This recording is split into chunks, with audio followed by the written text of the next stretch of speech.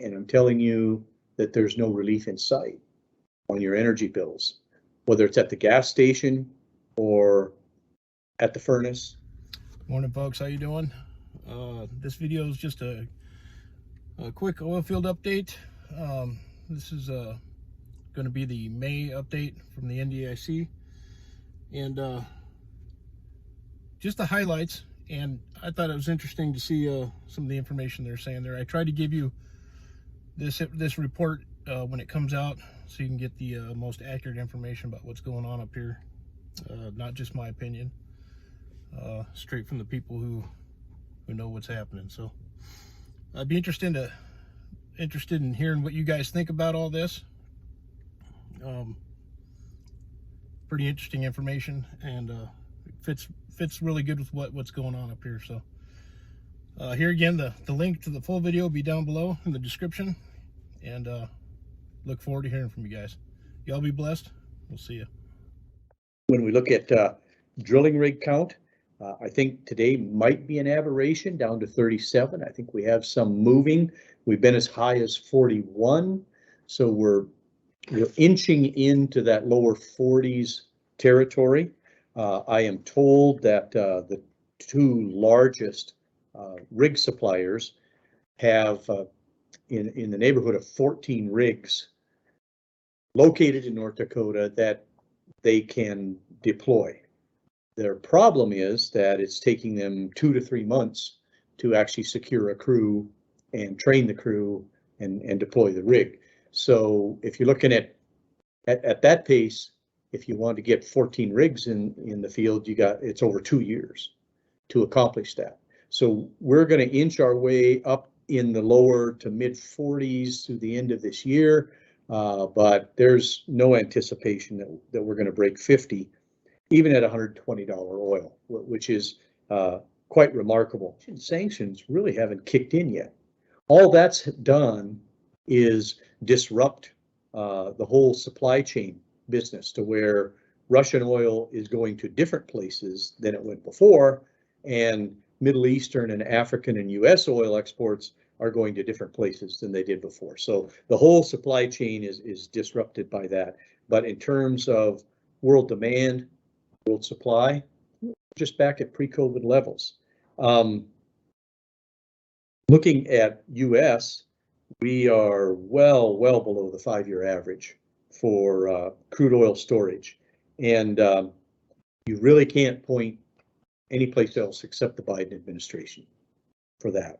And, if you want to see another symptom of that, the news came out today that Continental Resources is looking at going private.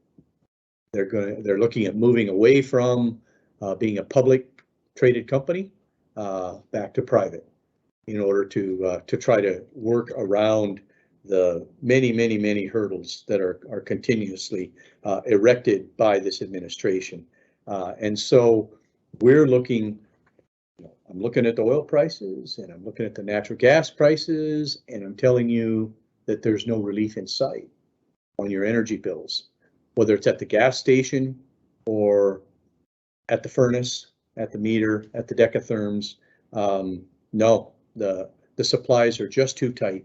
The prices are just too high. So we're in a situation where if you put an MCF of gas on northern border at Watford City, you're going to get paid roughly $9 per 1,000 cubic feet. And just a couple of years ago, that was $2. So it's just incredible the increases in price. We haven't seen this, like I said, since 2008. So it's been 14 years since we've been here. And that lasted for 3 years, 36 months.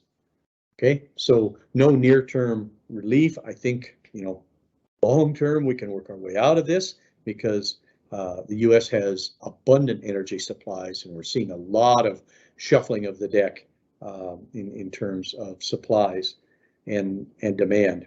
Of the acres that are ready for auction, are going up for auction, but having one is better than none, I guess.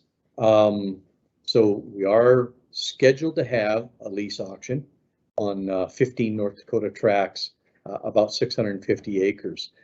not one of the high priority tracks, the ones that operators have told us that they've been in front of us getting spacing and putting together drilling plans for what we call the high priority tracks, which is over 2,000 acres. Not one of those is on this lease sale list.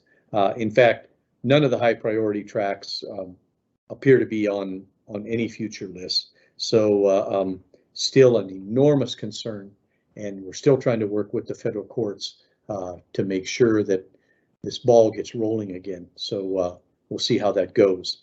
But very, very disappointing to see what's coming out there. None of the other federal stuff has really resolved itself. We still have litigation issues with the BLM and the EPA. And we continue to see fallout from the pandemic and the low prices in terms of bankruptcies and that sort of thing. And that was a very common theme amongst all the states. One last comment from the federal government.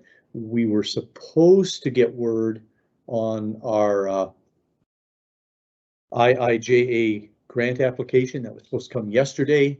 We did have a phone call with Department of Interior, and they said they're working on it. So they've got our numbers, and we're waiting to hear what breaks loose there. But that will finish up all the reclamation work that was left over from the CARES Act project, and add, I think, somewhere in the neighborhood of another 100, 101 orphan wells to what gets plugged and reclaimed. We are told that 16 frac crews can more than keep up with 40 drilling rigs. So it probably takes 14, so that gives us a whopping surplus of 2. And that's not enough to work through the duck well situation. So, but it appears that frac crews are easier to hire and train than rig crews at this point. I have a question that came in online. Could you explain maybe how current policy might be contributing to companies looking to go private? And if we have companies like Continental, who are our largest producer, going private, could that impact production? Mm-hmm. Yeah, so the policies that seem to be impacting this are the SEC requirements, that you have to have like this incredible ESG thing built into your stock portfolio, and you have to report it. And so that's probably the biggest one that is pushing companies to want to go private and get out of the public investment realm, because those SEC requirements are very draconian and very difficult to meet. It's also driving public investment out of the oil and gas area. And the banking community has been under a tremendous amount of pressure from this administration to get out of the fossil fuel business. So those are probably number 1 and number 2, SEC and the banking industry. So what was the second part of that question? How could moving from private or into private affect production? Sure. So I'll give an example. Our private investment operators, our privately funded operators, are back at pre-pandemic drilling and fracking and completion levels. Our public invested companies, our publicly traded companies, are at about half of what they were pre-pandemic. So yes, absolutely, going private appears to have opened the door to better leveraging your cash flow, to private venture capital, to less scrutiny from the administration. And that factor, if we see more of that, and so this was a really interesting move. If we see more of that, I think we could see more rapid production growth.